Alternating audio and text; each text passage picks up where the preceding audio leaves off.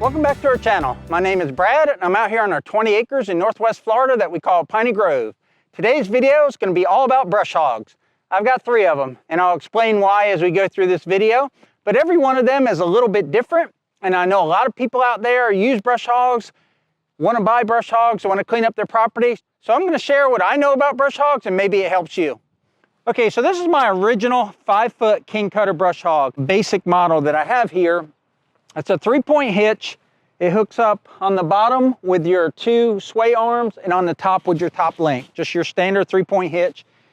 And then it has an adjustable link up here. What this link up here allows, because this pin is not attached right here, this thing articulates, but that allows it to kick up in the back. When you're backing up over, say, a tree or a pile of brush, and your brush hog wants to ride up over it, if it was firmly attached to the 3-point hitch, it would just bend it. And this one's been bent, but without that link there, it will be bent a whole lot more. As far as I know, all brush hogs turn the same way, or all PTOs turn the same way, meaning if you're in the tractor, it's always gonna kick the debris to the right-hand side. So think about that on the discharge.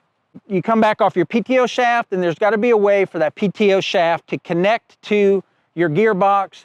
In this case, it's a shear pin, so you have a female end of your PTO shaft that goes over top of a male end, and then there's a bolt in there. But if you put too soft a bolt in that connection, in that shear pin connection, you're just gonna get aggravated and be changing your shear pin 3 or 4 times a day. I run a grade 5 bolt because it's stronger, but it will still shear, and over time it gets weakened. So that brings us to the gearbox, and then up underneath, out the output shaft of the gearbox, there's a stump jumper. I think that's standard with all brush hogs. It's standard across the 3 that I own, but a stump jumper is basically a big round plate, and rather than the blades attaching directly to the center of the shaft that comes out, the shaft that comes out the bottom attaches to this 24-inch or so steel plate, and then the blades come out from there. So you don't have 3-foot-long blades on a 5-foot brush hog. You have short, like 18-inch blades, because they're attached to the stump jumper. So those are the basics on a brush hog. As far as hooking them up, you can use a quick hitch with them. With this particular one, I have the pins going in. I turn the pins around, and I also had them welded because they tend to get loose, because this piece of equipment gets the most use of anything that I own. But most of them are going to be on the outside. They'll be quick hitch compatible on the bottom. On the top, it's a different story. Because you need that thing to articulate and move up and down, you've got to use a coupling on top of a quick hitch, and it's just awkward. And I tried it. I didn't like it. I actually sold my quick hitch, but I tried it, and I couldn't use it on any of my brush hogs. The amount of time that it takes to hook the top part of a quick hitch up, I just said the heck with it, and I hook everything up regular, the 3-point hitch. Back here we have a tail wheel. Tail wheel's adjustable, and what that allows it to do is when the brush hog is riding behind the tractor, the tail wheel can be contacting the ground. Okay, so on the tail wheel here, you can see you get a little bit of play between where your top pin is, and that's just a greasable joint right there. So keep that nice and greased, and you let your brush hog down so that this actually sits on the tail wheel, and then you adjust the rest of your adjustments on your brush hog, your top link, so you have a nice even cut and you're not digging on the ground anywhere. So this brush hog has a whole bunch of extra metal welded to it. The typical way that king cutter makes their brush hog is they come off their 3-point hitch to this piece of metal. This piece of metal is not there. That's connected to this piece of metal, which holds your gearbox, which is connected to this piece of metal, and then they run a V metal to the back. All the rest of that stuff I had put on there because my deck was flexing. Another big wear point on brush hogs is here. So this has been built up a couple of times. On this one, you can see it's completely beefed up, and that's because a lot of times when you're backing up, you'll hit dirt or stumps with this, it'll bend it over, and then it'll impact the blade. Now I had this thing completely welded up really strong, so I can do a lot of backing up. Right here, you'll get a lot of this bent, so I just had that bent over and welded, and that allows me just to bowl over like 4- and 6-inch trees. That also puts a lot of stress on the hitch, and the hitch will bend, and I'll show you in the other brush hog what I did to fix that. That's a whole new hitch on this one. That is a general overview of a brush hog and the parts of it. Where your standard brush hog has a fixed hitch, and as your tractor goes under uneven ground, the brush hog will dig in and then be high and then dig in. It's an extension off the back of your tractor, so it's going to do whatever your tractor does. This tends to follow the land better. As you go over rolling hills or potholes or doing ditch banks, this hitch stays constant on your tractor, and then the brush hog can float up and down. You can see the pins are to the outside here as opposed to my other one that I had welded on the inside. And these I actually had tack welded as well because they come loose, and when they come loose, they start to bend. So I just had my welder tack weld them. So when you're pushing backwards, imagine pushing on that pin and this pin over there. When you're pushing backwards, you're pushing, and then these want to cave in because there's not a lot of metal to prevent this from caving in. And that's what this one did. This one actually bent into like a V. So I had this big piece of 3-inch square tubing welded in here and a piece of plate steel so that when I back up, it doesn't try to bend this part. So that's one thing that I've noticed on pretty much every brush hog that I've had in my life, that you've got to beef up this frame. Now, if you're just going and you're mowing grass, you're mowing pastures and always going forward, you don't have to do all this stuff, but most people are going to have some brush on their property and they're going to want to back over it, and over time you will bend this hitch. So this is a flex hitch. It makes this brush hog a little bit more expensive. PTO shaft, I didn't show it on the other one, but they're 2 parts. And whenever you store your brush hog, especially when you store it outdoors, take that shaft apart, because if it rusts itself together, it's almost impossible to come apart. So indoors, you could probably leave it hooked together, but make sure you keep it greased. And it also has the cross or the universal joint there. Keep that greased as well. Or this PTO shaft actually has this coupler that goes onto your tractor PTO where you hold it like that. And there's other ones that have a little button. Another big thing about this brush hog is it has a domed deck. They built this so it will shed water, it'll shed dust, it'll shed grass seeds. So as it's vibrating, it keeps the deck clean and it keeps it from rusting. So this is a domed deck brush hog. King Cutter Flex, you can see that this piece where it articulates up and down there, this has one continuous piece of beam that goes all the way to the back, and the gearbox doesn't have that extra piece of metal up top like the other one does. So your strength comes from this bar going all the way to the back. So typical tail wheel assembly, you can adjust your tail wheel up and down depending on how high you want the rear of your brush hog to be. You can see where this one's cracked right here, and that is from backing over things and turning, and this gets bent up under and impacts the blade. But this is always a problem area with a brush hog if you're backing up. So keep that in mind. You may have to strengthen that. Okay, so that's the 2 brush hogs, kind of the main difference between the flex hitch on my right and the regular flat deck on my left. So I've had this brush hog about 13 years. I've had this brush hog about 2 years.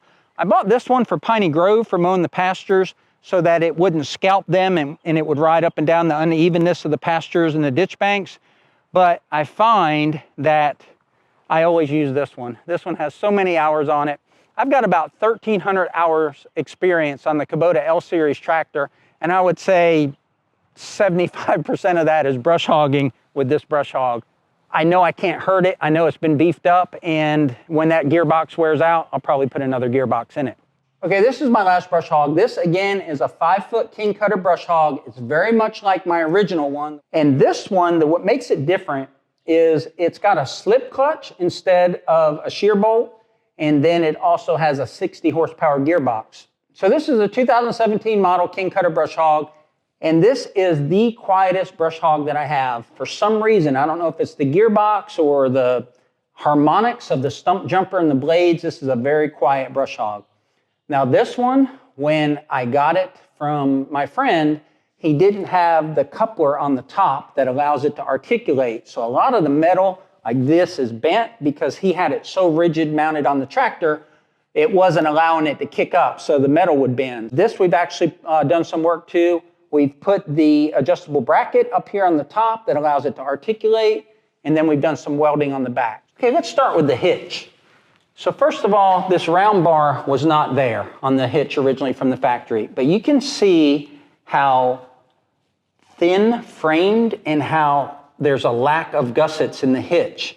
There was this piece that went up and over and it bolted together where your top link pin goes, and then there was this 45-degree piece. And that's it for a stock king cutter brush hog that has a 60 horsepower gearbox, so it's designed to go on a big tractor, bigger tractor than I have. So what did I do? So first of all, because the hitch was bent, I had this bar put in. Much like the other brush hogs, I strengthened this bracket up front. I also had the sway bar pins welded, but by keeping them welded, it keeps them from getting loose. And if they get loose, your brush hog will get really wonky in the field. So now let's come up top to this bracket here. Now this bracket was not on this brush hog, and you can see it's shaped kind of weird. It's got this little thing here, and what that does is it doesn't allow this to go past a certain point when that is kicked up. This is where your top link pin goes, and then this thing can move back and forth as the back end of your brush hog comes up and down. So we talked about a slip clutch, and that's the slip clutch right there, that instead of using a shear bolt to connect the power coming from the tractor to the gearbox, you use a slip clutch. But from the factory, they set those springs what should be okay, but what I found is that they're usually too loose. There's not enough tension here on this friction pad in between here, and they'll slip way too much. So what I do is I tighten these down almost as much as they can, because if you impact something and you have these as tight as they will go, this is gonna slip.